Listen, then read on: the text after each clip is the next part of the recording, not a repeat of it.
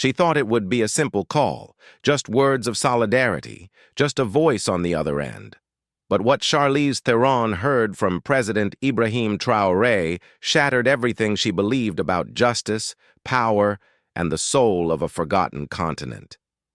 In a world where Africa's cries are often muted by profit and politics, one call sparked a fire, and neither of them would ever be the same. Charlize Theron sat in contemplative silence inside the elegant confines of her private suite at the Peninsula Hotel in Paris. The world outside was a flurry of flashbulbs, glammed-up models, and restless fashion reporters. Paris Fashion Week was in full swing. Yet despite being one of the most recognizable faces in that world, Charlize was detached from it all. Her mind wasn't on haute couture or the red carpet. It was on a number, a name, a man she had never met, but who now occupied her thoughts. More than any director or producer ever could. Ibrahim Traoré, the president of Burkina Faso. Her phone screen glowed in the dimly lit room, the contact she had saved months ago now daring her to press call. She had debated with herself for days, wondering whether it would seem performative, whether her intentions would be questioned, whether he would even pick up. But those questions had become irrelevant. Something deeper compelled her now, a sense of injustice she could no longer ignore. With a steadying breath, she tapped the button. The phone rang once, twice, a third time. Then a voice, calm and slightly weary, answered. President Traoré speaking. His voice carried an alertness honed by pressure, by leadership, by resistance. Charlize hesitated for a fraction of a second. This was real. President Traoré, this is Charlize Theron. I hope I'm not intruding. A pause. Not an empty one, a calculating one. The kind of pause that weighs a person's truth. I'm listening, he said finally. I've been following your journey, she continued, from the outside, silently. But I can't be silent anymore. What you're doing, standing up to global powers, demanding Africa's autonomy, it's inspiring, and it's infuriating to watch the backlash you're facing. He didn't respond immediately. But when he did, it wasn't cold or formal.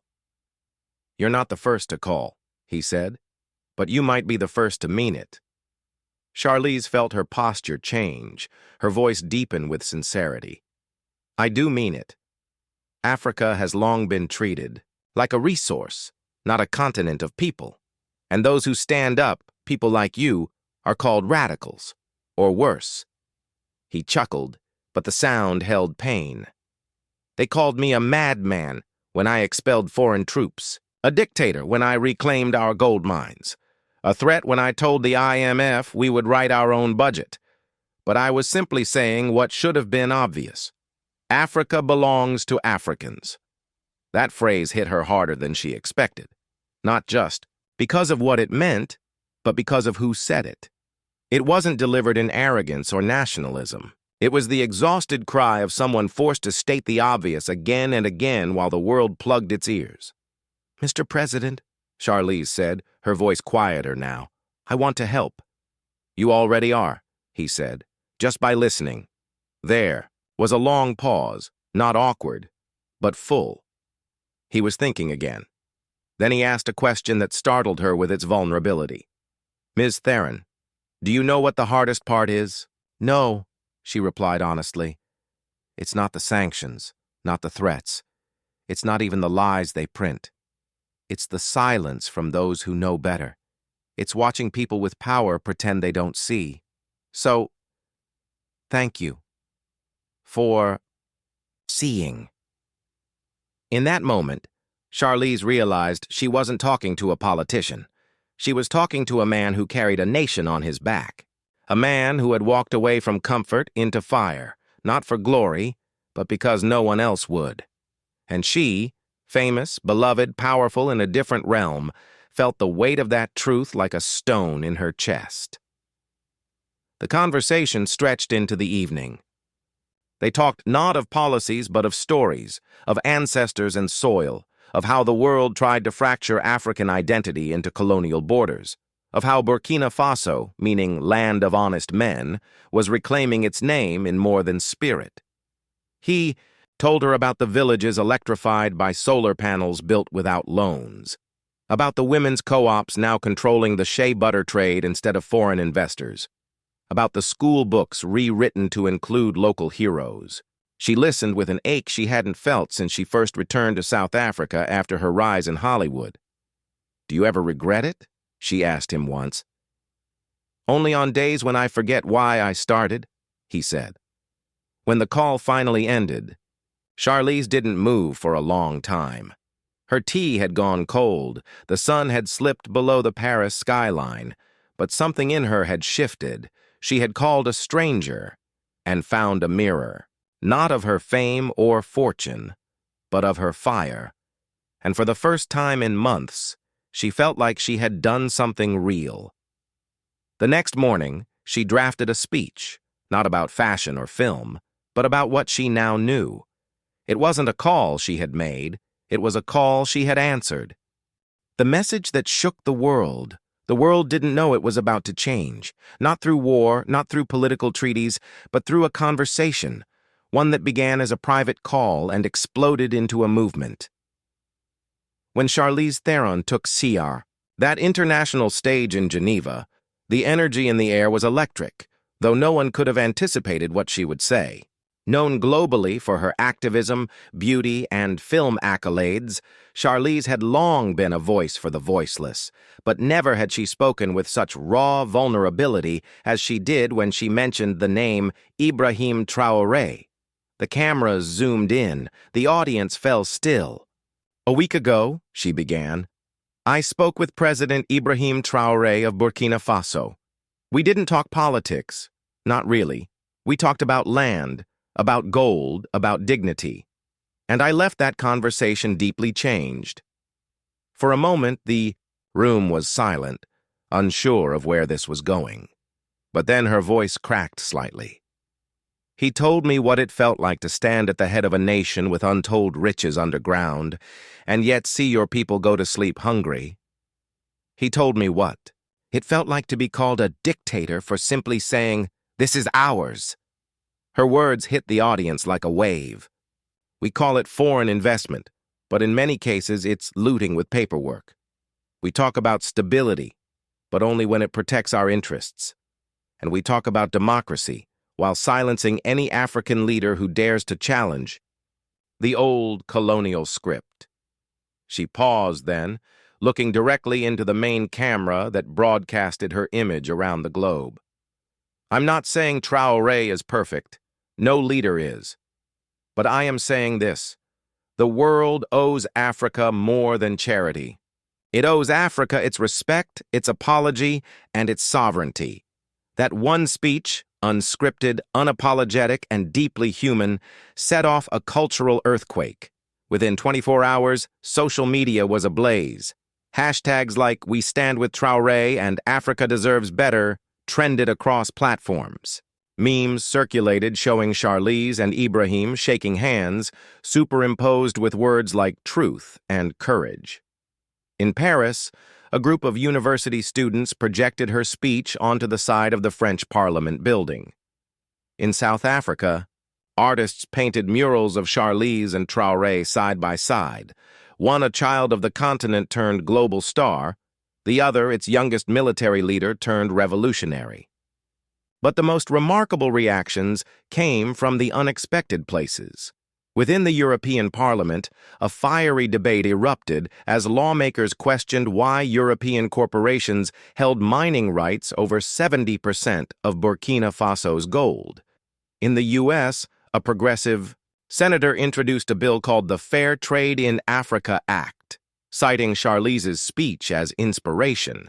And in the halls of power, where diplomacy is often cold and transactional, whispers began about rethinking how the West engages with resource-rich nations once deemed strategically insignificant. But not everyone was cheering. Conservative news outlets decried Charlize's comments as irresponsible, calling her an actress meddling in geopolitics. African leaders who had long played both sides, appeasing foreign powers while suppressing local dissent, felt exposed and angry. Still, none of it deterred the movement. In Burkina Faso, the streets erupted, not in protest but in joy. For the first time in years, Traoré's government didn't need to organize a demonstration to show popular support. The people came on their own. Thousands of men, women, and children filled the capital waving homemade banners, singing freedom songs, and holding up pictures of Traoré with the simple caption, "We hear you." But what moved Ibrahim most was not the crowds or the chants. It was a small envelope delivered to his office one quiet morning, days after Charlize's speech. Inside was a letter handwritten in French. "I am 13 years old," it began. "My name is Joseph. I used to think I would work in the mine like my father. Now I think maybe I will go to school. Maybe I will become a doctor. Because I heard the white lady on TV say, 'We deserve better.' And I believe her. And I believe you." Traoré sat in silence, his calloused fingers trembling slightly as he held the letter. In all his battles, military, political, diplomatic, he had never felt this kind of weight.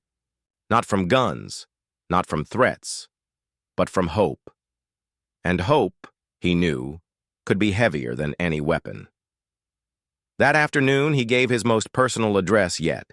Standing on the steps of the National Museum, not behind a podium, not flanked by guards, but alone, he looked into the crowd and said, "I never wanted war. I never wanted enemies. I wanted respect. For you, for our land, for our future. Today, the world has heard a whisper from Burkina Faso. But tomorrow, let it hear our roar, not of violence, but of vision." The speech was translated into over 20 languages. Schools in neighboring African nations began teaching about Traoré's policies. African youth began forming grassroots movements to audit foreign investments in their own countries. And something else happened, something far more powerful than media coverage or policy shifts. A psychological barrier was broken. For decades, African leaders had been taught to seek approval from the West. Now a precedent had been set. Speak truth, and the world just might listen. As for Charlize, she continued her advocacy, but always with humility. "I didn't change the world," she told a journalist months later.